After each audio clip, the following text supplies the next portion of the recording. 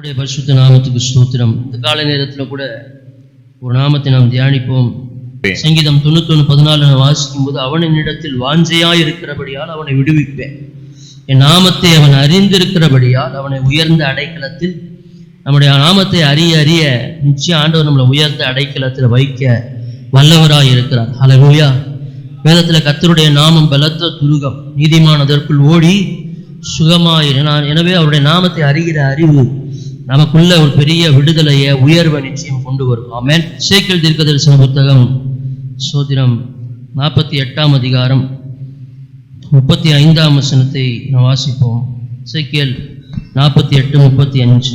சுற்றிலும் அதன் அளவு 18,000 கோலாகும். அந்நாள் முதல் நகரம் யெகோவா ஷம்மா என்று பெயர் பெறும். யெகோவா ஷம்மா என்று பெயர் பெறும். ஹல்லேலூயா. யெகோவா ஷம்மா என்றால் யெகோவா இருக்கிறார் என்று பொருள். ஷம்மா என்றாலே இருக்கிறார் என்று பொருள். ஆமென். இன்றைக்கும் என் தேவன் உயிரோடு இருக்கிறார். ஆமென்.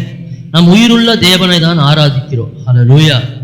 சோத்திரம். எசேக்கியேல் இந்த காரியத்தை சொல்லும் பொழுது, இதனுடைய வரலாற்று பின்னணியை நாம் பார்க்கும் பொழுது, எருசலேமில் இருந்து ஏறக்குறைய 10,000 யூதர்களோடு மற்றும் யூதாவின் ராஜாவாகிய யோயாக்கீம் அரசாண்ட நாட்களில நாடு கடத்தப்பட்ட ஒரு சூழ்நிலையில, அடிமைகளாக எசேக்கியேல் தீர்க்கதரிசியோடு கொண்டு வரப்பட்ட ஒரு சூழ்நிலையில, சோத்திரம், பாபிலோன் கல்தேய தேசம், அதாவது கல்தேய தேசம் என்னப்படுகிறதான பாபிலோன் தேசத்துல இவங்க நாடு கடத்தப்பட்டு நேபுகாத் நேச்சாரால கொண்டு வரப்பட்டு ஒரு நதி அண்டையிலே எசேக்கியேல் உட்கார்ந்து அவன் ஒரு தரிசனத்தை பார்க்கிறான். ஹல்லேலூயா. கேபார் என்கிற நதி அண்டையில எசேக்கியேல் புத்தகம் 1 அதிகாரம் முதல் 3 வசனங்களை நீங்கள் வாசித்து பார்க்கும் பொழுது இந்த காரியங்கள் எல்லாம் எழுதப்பட்டிருக்கிறது.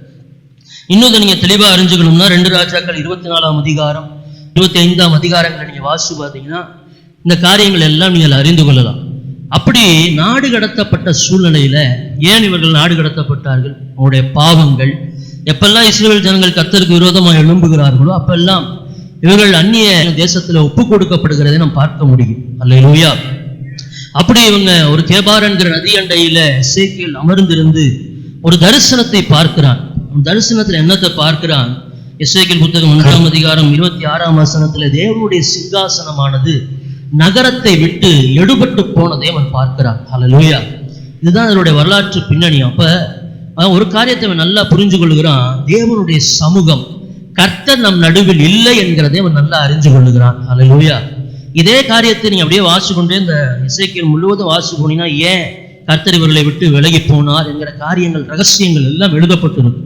கடைசியாக 40 அதிகாரத்தை நீங்கள் வாசிக்கும் பொழுது, 40 அதிகாரம் முதல் வசனத்தை நீங்கள் வாசிக்கும் பொழுது, மறுபடியும் 25 ஆண்டுகளுக்கு அப்புறம், அடிமைகளாக கொண்டு வரப்பட்ட 25 ஆண்டுகளுக்கு அப்புறம் ஒரு புதிய நகரத்தை அவன் தரிசனத்துல பார்க்கிறான்.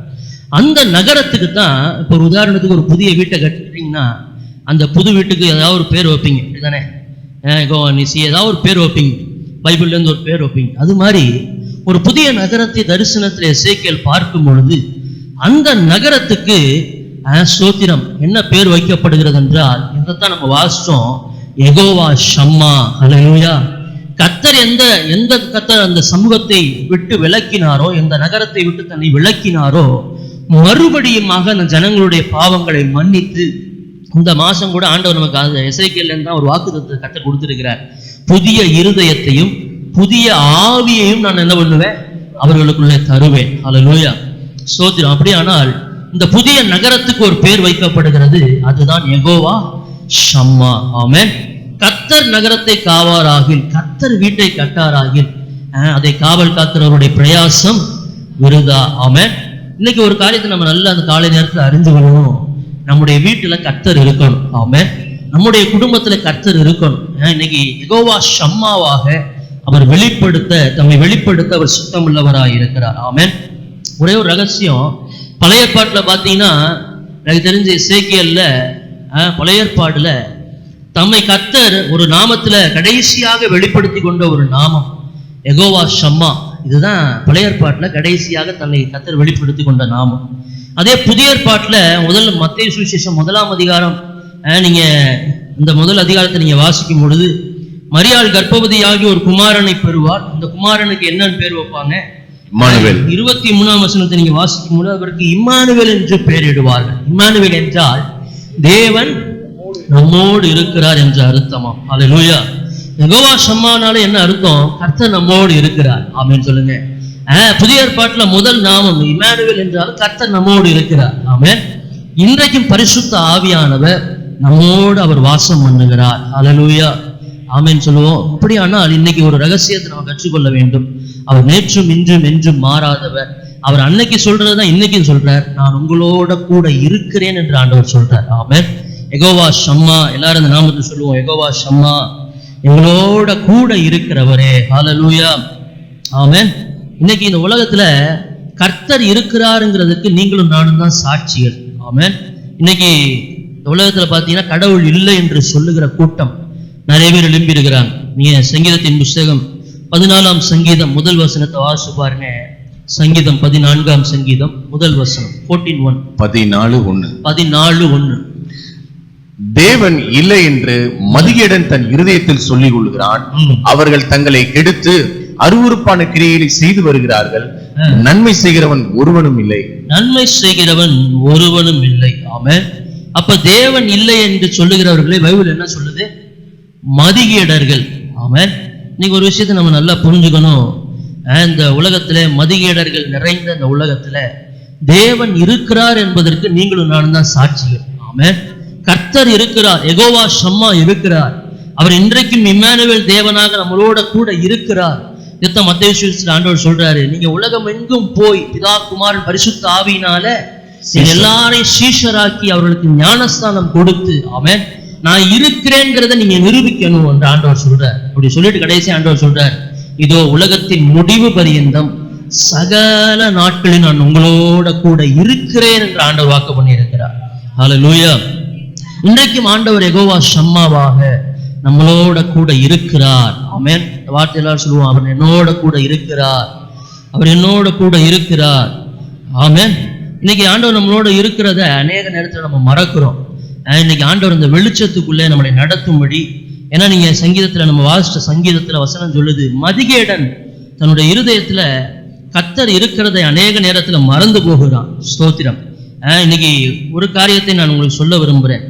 கர்த்தர் யாரோட இருப்பார், எந்த இடத்துல இருப்பார்? பைபிள்ல நிறைய வசனங்கள் இருந்தால் ஒரு 2 வசனங்களை நான் காமிக்க விரும்புறேன். மத்தேயு சுவிசேஷம் 18ஆம் அதிகாரம் 20ஆம் வசனத்தை வாசிப்போம். மத்தேயு 18:20.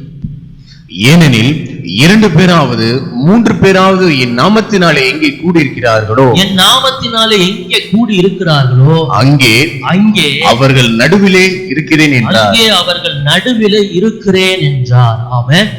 இன்னைக்கு காலை நேரத்துல கூட ஆண்டவருடைய சமூகத்துல யெகோவா ஷம்மா என்கிற நாமத்தினால நம்ம எல்லாரும் இந்த இடத்துல கூடி இருக்கிறோம். ஆமென்.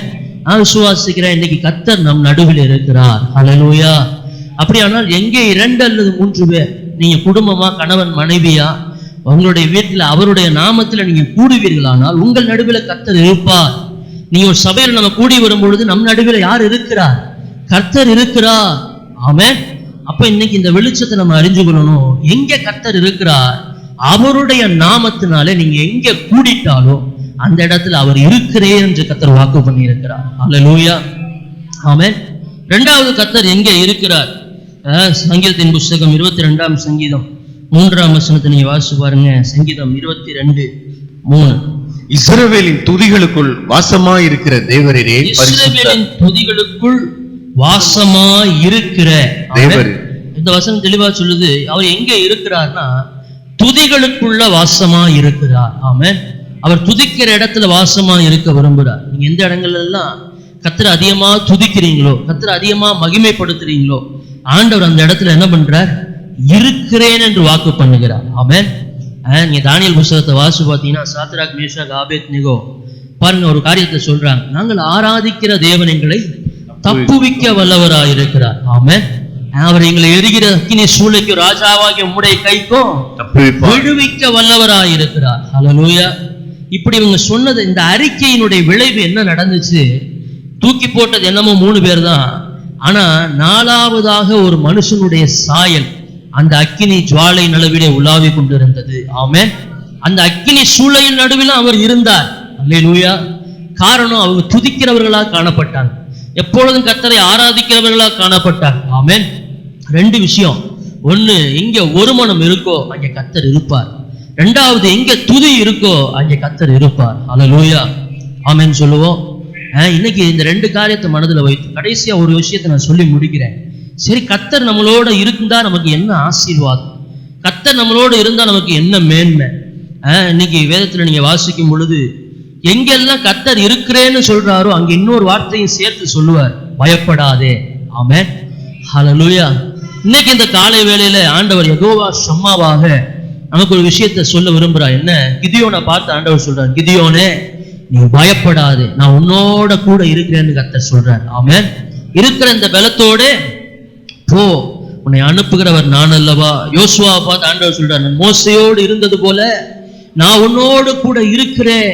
ஆமென். வேதத்துல பல பரிசுத்தவன்களை பார்த்து ஆண்டவர் சொல்றார், நான் உன்னோட இருக்கிறேன், நான் உன்னோட இருக்கிறேன். எல்லா இடத்துலயும் ஆண்டவர் சொல்ற ஒரு வார்த்தை, பயப்படாது. ஆண்டவர் இன்னைக்கு கர்த்தர் நம்மளோடு இருக்கிறார் என்கிற வெளிச்சம் முதல்ல நமக்கு என்னத்தை கொண்டு வருதுன்னா, நமக்குள்ள இருக்கிற எல்லா பயங்களையும் அது எடுத்து போடுகிறது. ஆமென் சொல்லுவோம். நம்முடைய எதிர்கால பயமா இருக்கலாம், நம்முடைய குடும்பத்தை குறிச்ச பயமா இருக்கலாம், நம்முடைய வாழ்க்கையில எந்த பயங்களா இருந்தாலும் சரி, நம்முடைய ஊழியங்களை குறிச்ச பயங்களா இருக்கலாம். இன்னைக்கு எல்லாரும் இந்த நாமத்தை சொல்லுங்க, யெகோவா ஷம்மா, ஆண்டவரே எங்களோட கூட இருப்பவரே. ஏன்னா இந்த வெளிச்சம் நமக்குள்ள என்னத்தை கொண்டு வருது? முதலாவது நம்முடைய பயங்களை அது அகற்றி போடுகிறது. ஆமென்.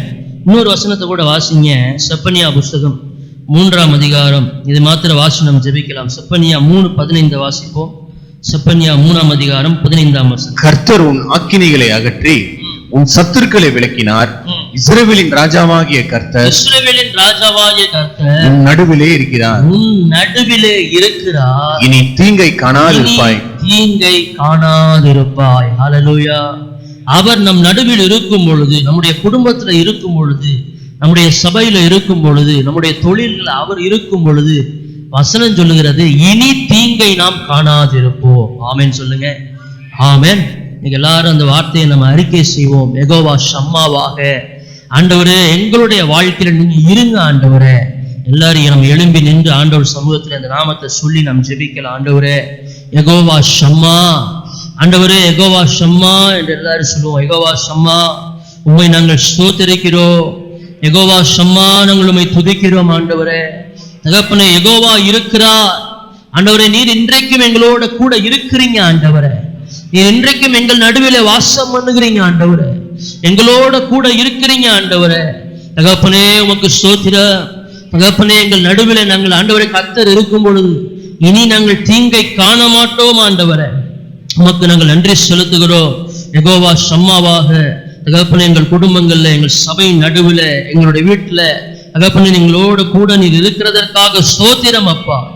இந்த தேவன் என்றென்றைக்கும் சதா காலங்களிலும் நம்முடைய தேவன். மரண பரியந்தம் அவர் நம்மளை நடத்த வல்லவராய் இருக்கிறார். எங்களை மரண பரியந்தம் நீ நடத்த வல்லவராய் இருக்கிறீர். ஆண்டவரே இதோ உலகத்தின் முடிவு பரியந்தம் சகல நாட்களிலும் எங்களோட கூட இருக்கிறேன் என்று வாக்கு பண்ணின வசனத்தின்படியே இந்த நாமத்தை நாங்கள் அறிக்கை செய்கிறோம் அப்பா. உமக்கு நாங்கள் நன்றி செலுத்துகிறோம். இயேசுவின் நாமத்தில் ஜெபிக்கிறோம் நல்ல பிதாவே, ஆமென்.